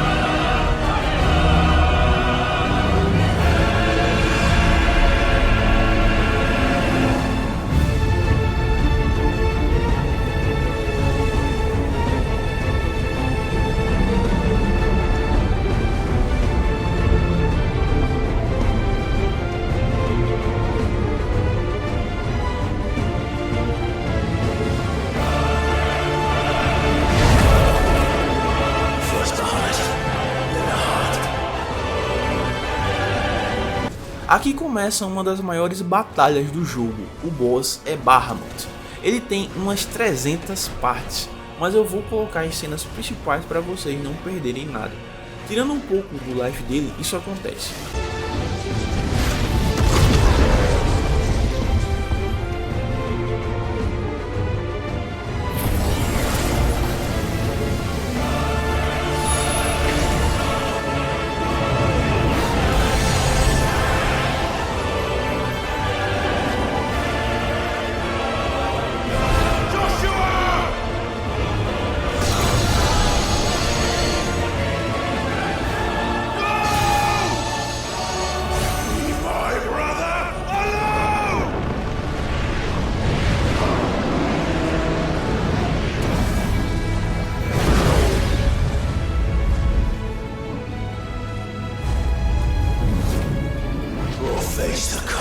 consequences. Depois de tirar mais um pouco, isso acontece.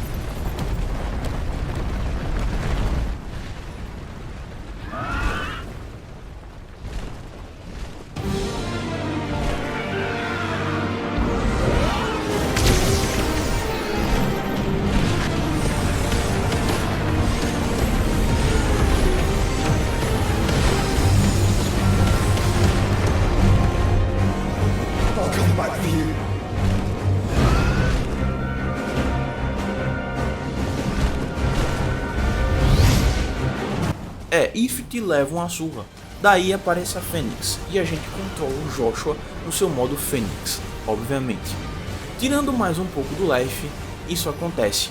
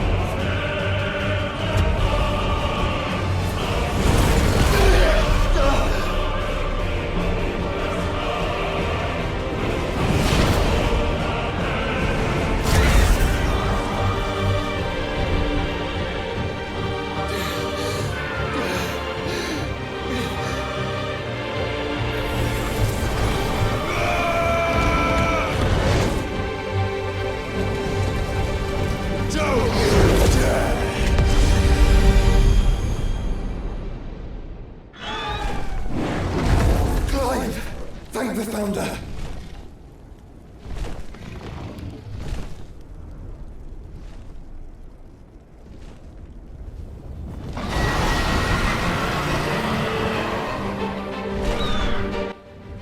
Como viram, agora é Ifrit e Fênix vs Bahamut.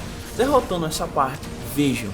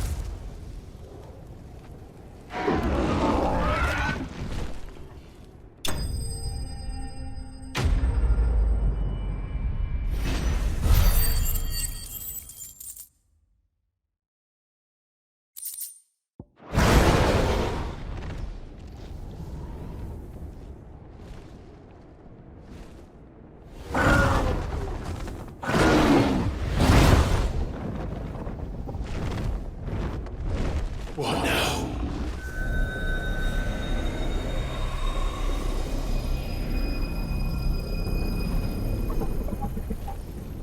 This is drinking me.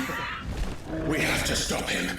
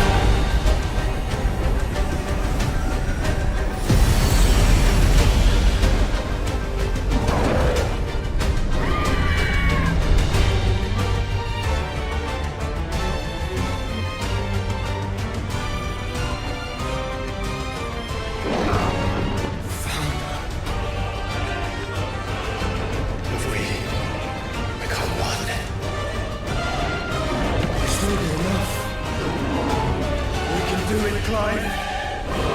We can. We will. Together.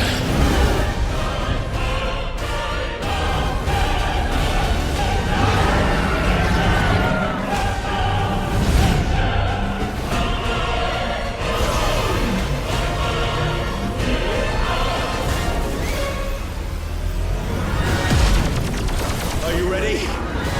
Ready!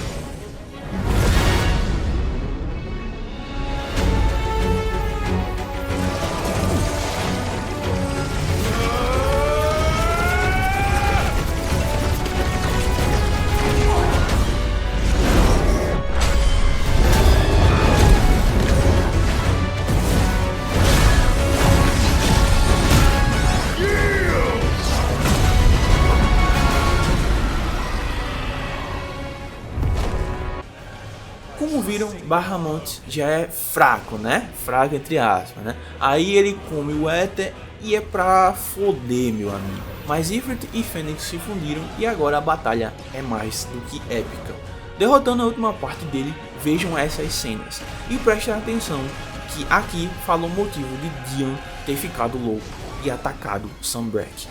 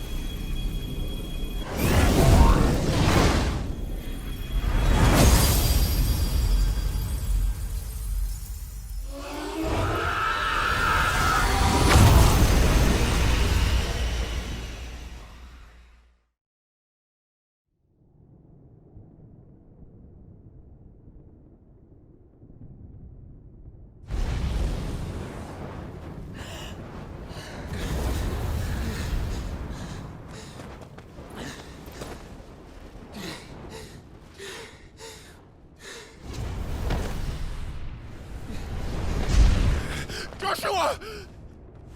Clive!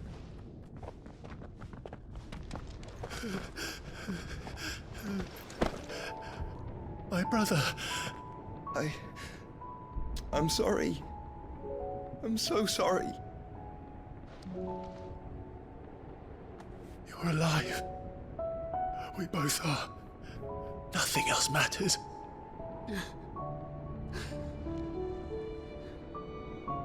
I never dared hope that I would see this day.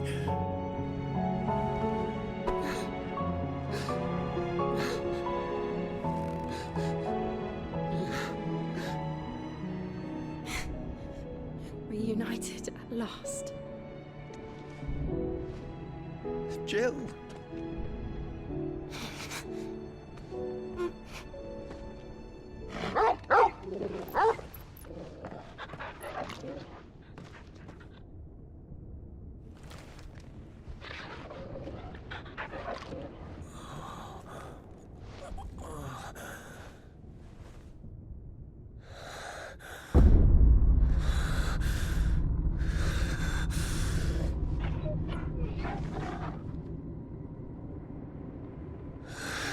This is for my father!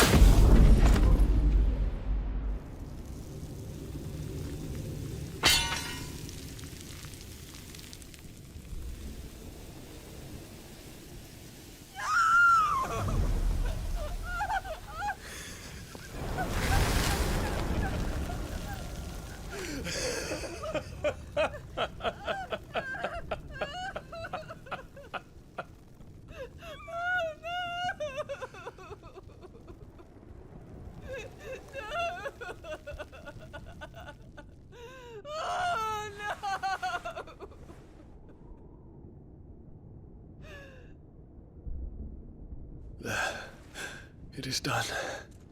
The demon that would tear our house apart is no more. Father.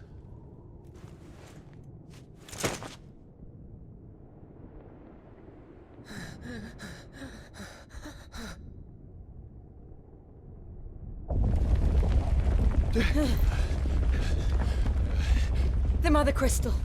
It's collapsing. Right. We need to leave. No. Wait.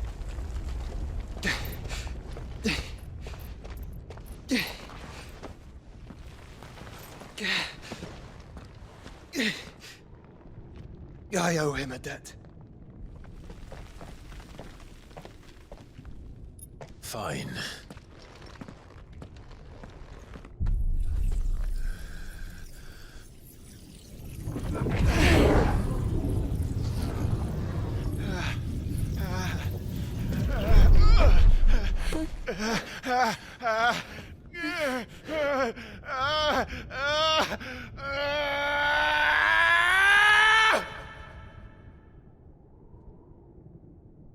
You there.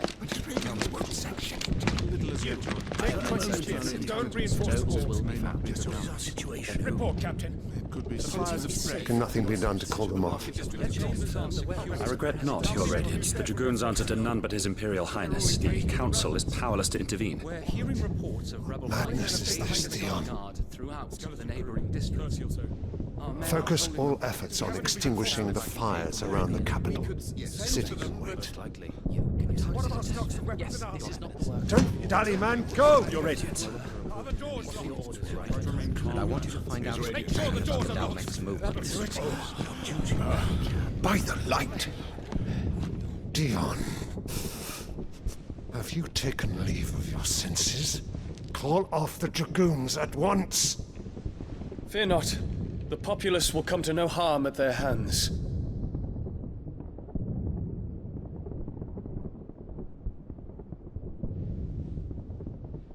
I am here to save you, Father. Save me? A creeping darkness hides in the heart of Sanbreque. It stems from your wife, the traitorous Annabella.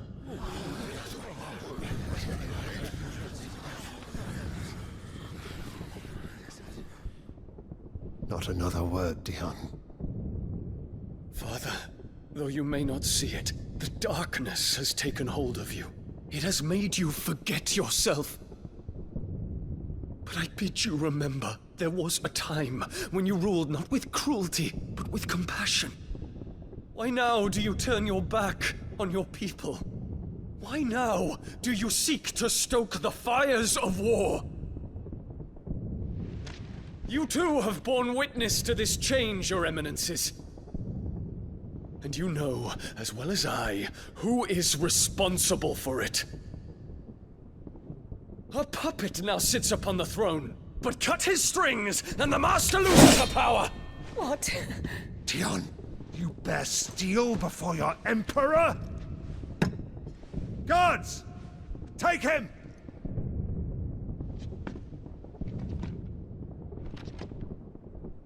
For every citizen who falls, another can be bred. For every home that burns, another can be built. Those were your words. But when the last of your citizens has fallen, and all of their homes have been reduced to ash, what will become of your empire, of its rulers, of your god? As the mother crystals crumble one by one, and the blight sweeps in to claim all that we hold dear, our people look to their emperor for protection. Yet he labors not to secure their futures, but to seize what is left of the twins for himself. Even if it should come at the cost of everything his loyal citizens have labored to build. Dion, you must understand. A small price to pay, is it not? You've been blessed with great power, Dion. Enough to win me the world. So go, claim Valisthea for me, brother.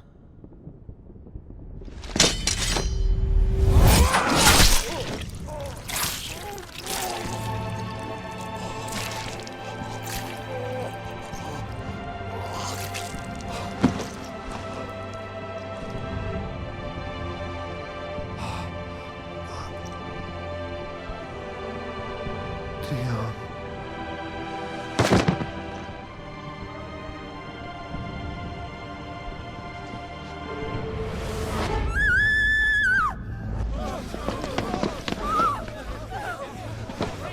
Gods! Gods! Father. Poor father. How he doted on his children. That he would die to protect me was plain. It was but a matter of when. You planned this? You did well to endure so long. But you broke in the end, as I knew you would. And now Muthos approaches. Put him to the proof. I would see if he breaks. Go, Bahamut. Kinslayer.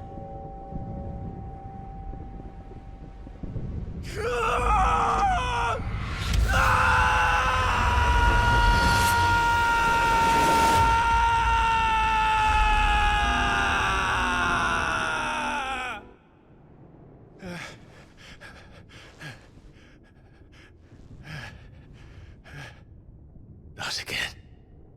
Brother? It's a long story.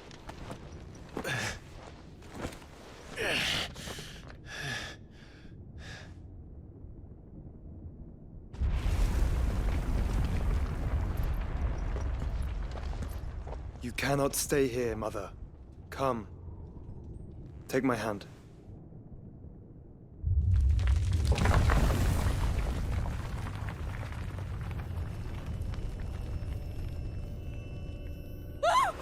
Get away from me! This is all just a dream, just a bad dream! You will not take me, Shadow! You will not take me!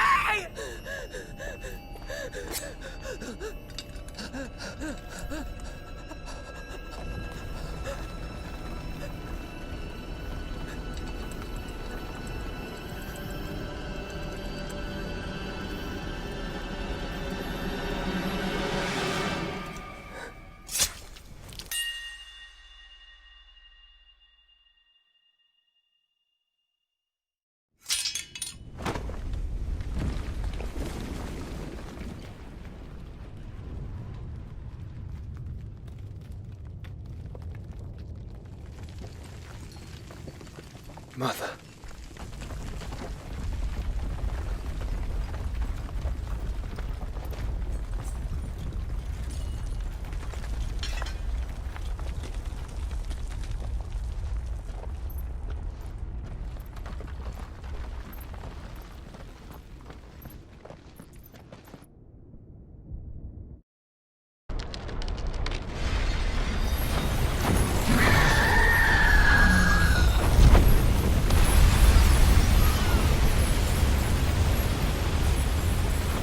If it is consciousness that weaves your wills together,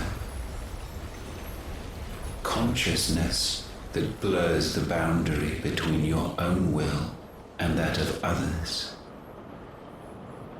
then we shall set you apart once more.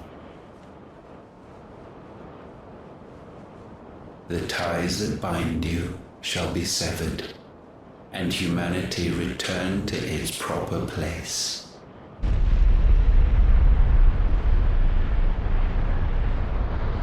By primogenesis shall a new age of reason begin.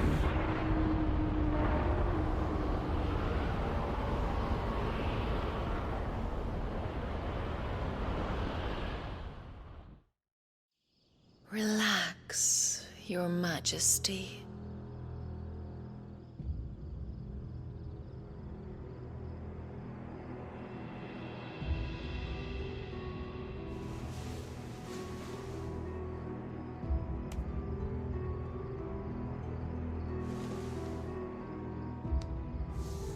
Don't you want to play?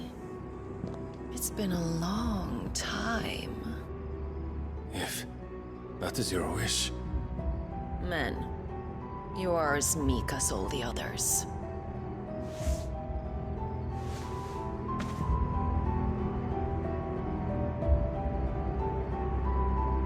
Such feeble creatures.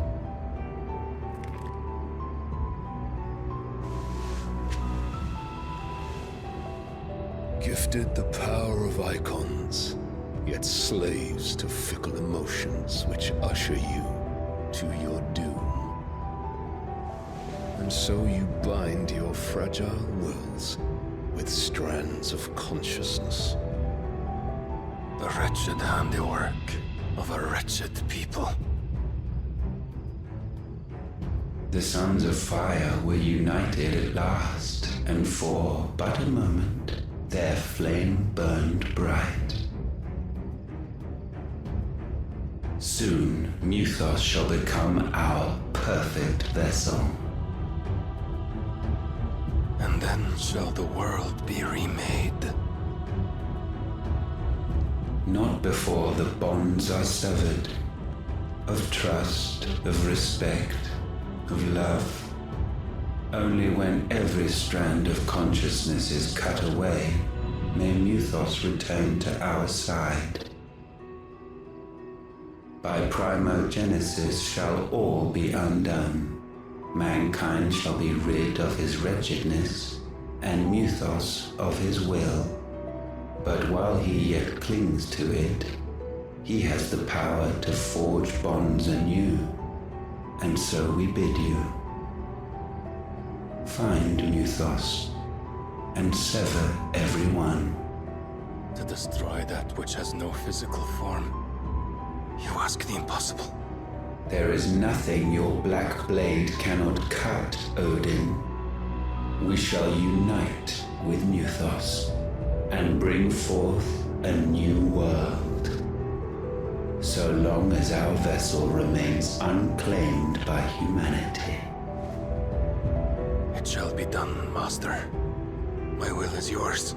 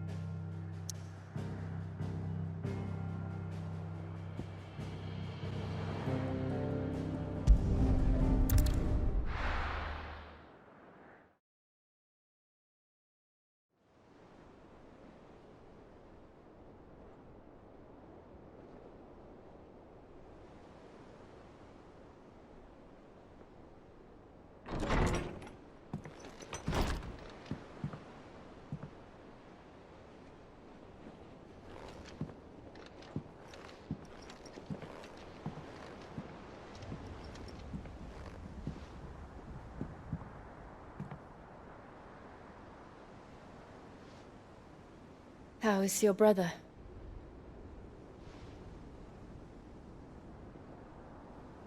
Asleep since I returned from the Dominion. Taya says he should be back on his feet soon enough. For a while, at least. She discovered something on his chest. A swelling, circled in stone.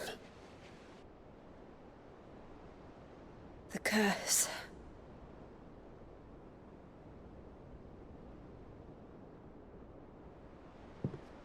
For every mountain we climb, another rises up to greet us, doesn't it? It's never ending.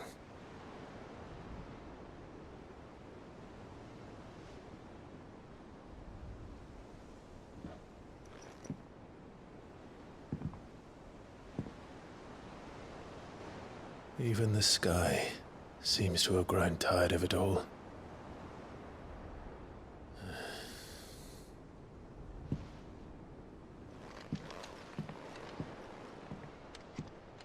Estamos chegando no final do jogo. Apesar do final ser extremamente grande, eu quero pegar todas as partes relevantes e fazer você aproveitar tudo. E finalmente eu terminei a parte 6, pessoal.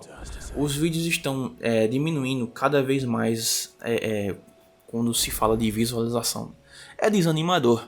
Porém, eu estou continuando mais porque vocês assistem, né? Pelo menos esse pessoal aí que vem comentando nos vídeos. Me motiva a continuar, e eu faço isso porque eu também gostaria de ver um vídeo da história de Final Fantasy XVI, saca? Eu acho que é um jogo extremamente relevante, é um jogo com uma história muito sensacional, e eu também estou fazendo isso por vocês, que assim como eu gosta de ver um vídeo grande, gosta de ver um vídeo com história, e eu estou fazendo isso por vocês só. Certo? Então, notem que o YouTube não irá compartilhar. Então eu preciso da sua ajuda aqui. Tá vendo, cara, esse vídeo aqui agora? Manda pro teu amigo que nunca ouviu falar de Final Fantasy. Isso aqui também é um belo Final Fantasy, assim, para você começar. Eu acho que é um belo início. É uma bela apresentação do que é Final Fantasy. Apesar de muitos comentários negativos, mas a gente tem que ver que os negativos não podem ser mais fortes que os positivos, certo? E muita gente amou esse Final Fantasy e esse é o que importa. O que os haters pensam não importa. O que importa é o que você gosta. O que importa é o Final Fantasy que você gosta, a história que você gosta, certo? Por isso, meu amigo, você que tá assistindo aí, chegou até aqui, compartilhe, por favor, cara. O YouTube não vai. O YouTube é nosso pior inimigo, acredite. O YouTube é nosso Bahamut aqui nessa trajetória do canal. Então eu peço que vocês compartilhem, porque tá difícil. Eu sou o Patrick, eu mesmo capturei essa gameplay, o roteiro é meu e a locução também é minha. Eu espero que tenham gostado. Eu não sei se eu vou gravar a próxima, porque é muito trabalho pra mim, velho. Saca? É muito trabalho, então eu não sei se eu vou gravar a próxima. Vou tentar ver aí se Ed consegue, porque é muito peso nas costas. Mas enfim, eu agradeço que você tenha chegado até aqui, meu amigo. Muito obrigado e quem sabe até a próxima.